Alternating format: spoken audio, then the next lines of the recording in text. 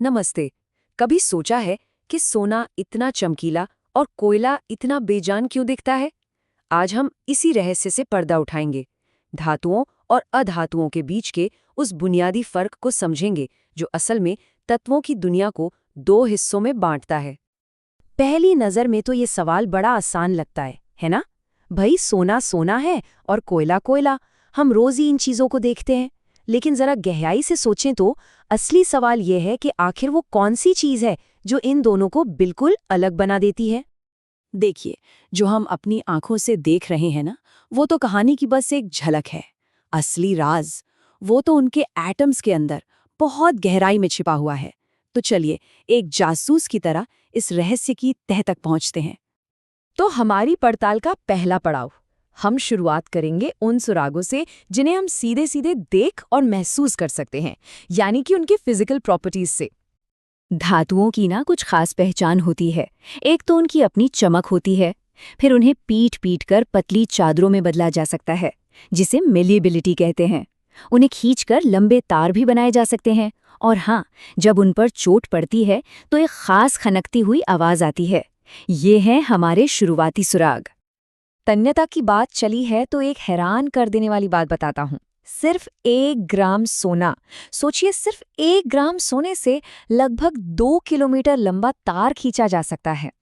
इससे अंदाजा लगता है कि धातुएं कितनी कमाल की लचीली हो सकती हैं। और तो और, धातुएं गर्मी और बिजली दोनों की ही बेहतरीन कंडक्टर होती हैं। जैसा कि इन एक्सपेरिमेंट्स में दिख रहा है, धातु की रॉड बड़ी आसानी से गर्मी को एक सिरे से दूसरे तक पहुंचा रही है, और जब इसे सर्किट में जोड़ा तो बल्ब फौरन जल उठा। यही वजह है कि बिजली के तार और खाना बनाने के बर्तन धातुओं से बनते हैं। लेकिन रुकिए, कहानी में एक ट्विस्ट है। सिर्फ इन बाहरी गुणों पर भरोसा करना ना हमें गुमराह कर सकता है। जैसे कि आयोडीन, जो एक नॉन मेटल है पर उसमें भी चमक होती है, और पारा, जो एक मेटल है, वो कमरे के तापमान पर लिक्विड होता है। साफ है, हमें सिर्फ सतह पर नहीं बल्कि और गहराई में जाना होगा। तो चलिए अपनी पड़ताल के अगले दौर में चलते हैं। अब हम उनकी बाहरी शक्ल सूरत को छोड़कर उनके केमिकल बर्ताव पर फोकस करेंगे। असली राज तो यहीं छिपा है। ये है रिएक्टिविटी सीरीज। केमिस्ट्स के लिए ये एक बहुत ज़रूरी टूल है। ये हमें बताता है कि कौन सी धातु केमिकल रिएक्शन में हिस्सा लेने के लिए कितनी बेचैन है। पोटेशियम जैसे मेटल्स सबसे ऊपर हैं, मतलब बहुत ज़्यादा रिएक्टिव, जबकि सोना सबसे नीचे है, जो काफ़ी शांत और कम रिएक्टिव है। इस सिद्धांत को एक्शन में देखने का ये एक क्लासिक उदाहरण है। जब हम लोहे की कील को कॉपर सल्फेट के नीले घोल में डालते हैं, तो लोहा, जो तांबे से ज्यादा रिएक्टिव है, उसे घोल से बाहर धकेल देता है। नतीजा, घोल का नीला रंग हल्का पड़ जाता है और कील पर तांबे की एक खूबसूरत परत चढ़ जाती है। तो अब हम ये तो जान गए हैं कि ये कैसे रिएक्ट करते हैं, लेकिन सबसे बड़ा सवाल तो अब भी वही है, क्यों? आखिर ऐसा क्या है जो कुछ धातुओं को ज्यादा रिएक्टिव और कुछ को कम बनाता है? इसका जवाब हमें मिलेगा इनके एटम्स के अंदर। और अब हम अपनी इस पड़ताल के सबसे रोमांचक हिस्से में पहुंच गए हैं। अब वक्त आ गया है उस एटॉमिक कोड को क्रैक करने का, जो धातुओं और अधातुओं के बीच के हर एक फर्क को कंट्रोल करता है।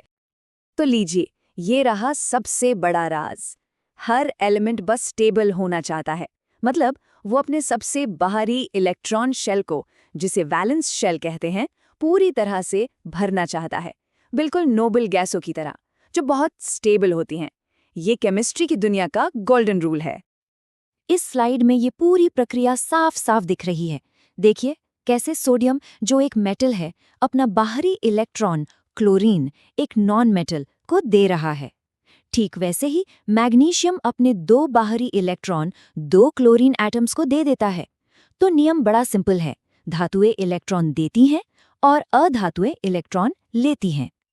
और जब एक मेटल एक नॉन मेटल को इलेक्ट्रॉन देता है ना, तो वे मिलकर बनाते हैं एक आयनिक कंपाउंड। ये एक बहुत मजबूत बंधन होता है, जो पॉजिटिव और नेगेटिव चार्ज वाले आयनों के बीच के जबरदस्त खिंचाव से बनता है। यही वजह है कि नमक जैसे आयनिक कंपाउंड इतने ठोस और मजबूत होते हैं। तो अब जब हम एटम लेवल का ये पूरा खेल समझ गए हैं, तो चलिए देखते हैं कि इस जानकारी का इस्तेमाल हम असल दुनिया में कैसे करते हैं। कैसे हम जमीन से निकले अयस्क को उन चमचमाती चीजों में बदलते हैं जिन्हें हम रोज इस्तेमाल करते हैं। इस पूरी प्रक्रिया को कहते हैं मेटलर्जी, और ये फ्लोचार्ट इसके मेन स्टेप्स दिखा रहा है। सबसे पहले अयस्क से गंदगी हटाई जाती है, फिर धातु कितनी रिएक्टिव है उस हिसाब से एक खास तरीके से उसे निकाला जाता है, और आखिरी में उसे इस्तेमाल के लिए शुद्ध किया जाता है।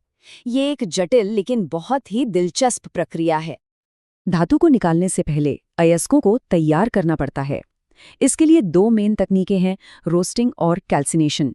आसान भाषा में कहें तो ये अयस्कों को गर्म करने के तरीके हैं ताकि वो मेटल ऑक्साइड में बदल जाएं, जिससे बाद में मेटल निकालना आसान हो जाता है। और यहाँ देखिए रिएक्टिविटी सीरीज का एक जबरदस्त real world action. Thermite reaction में हम एल्यूमिनियम का इस्तेमाल करते हैं जो लोहे से ज्यादा रिएक्टिव है, ताकि लोहे को उसके ऑक्साइड से अलग किया जा सके। इस रिएक्शन में इतनी ज्यादा गर्मी निकलती है कि लोहा पिघल जाता है, और इसी से रेलवे की पटरियों को वेल्ड किया जाता है। आखिर में चलिए अपनी रोजमर्रा की जिंदगी पर एक नजर डालते हैं। धातुएं हमारी सबसे अच्छी दोस्त हो सकती हैं, लेकिन जंग जैसी समस्याओं की वजह से दुश्मन भी बन सकती हैं। तो हम उनका इस्तेमाल कैसे करते हैं और उन्हें बचाते कैसे हैं?